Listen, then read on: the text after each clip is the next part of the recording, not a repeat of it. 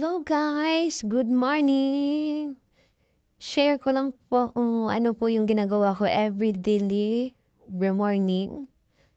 Dito po pala yung kwarto namin. Kasama po ako sa mga alaga ko natutulog kasi may binabantayan po akong diabetic patient.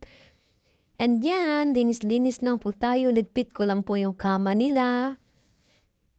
Ligpit ko lang kasi nga, syempre, kailangan din na galaw-galaw din tayo.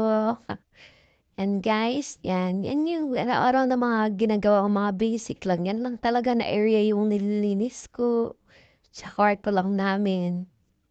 Ayan, yan tutupi ko na yung mga ginagamit na ano. Kasi hindi sila magkasya sa isang blanket. Dalawa sila, hindi sila magkakasya sa isang blanket. Ayan, binibigyan ko sila ng extra blanket. Tsaka open ko na po yan, yung window. Gan namin.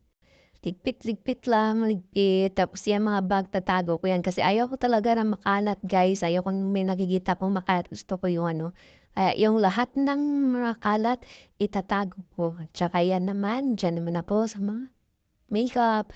Yan lang, linis-linis lang ganyan. Arrange-arrange lang. Tsaka yung mga perfume, i-arrange ko lang yan. Kung saan ako yung malalaki, yun yung huli.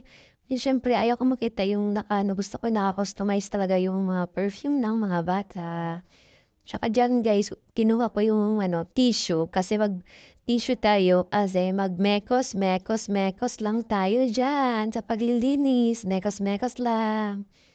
And pick ko na pa din yung sa ref. Arrange ko lang yung mga gamit na mga gamot na insulin ng alaga ko. Lilinisan ko baka kasi yung mga expire na. Gaya last day, may mga damot na siyang expire, hindi ko na-check. Kaya ngayon, chine-check ko baka kasi magka-expire. Dus, anong mangyari sa bata? Siyempre, cargo natin yun. Yan guys, yan, lilinis ko lang yan, linisan ko lang, ligpit ko lang.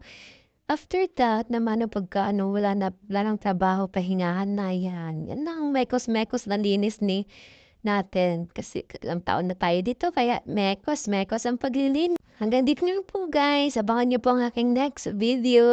Salamat sa panunood. Thank you for watching.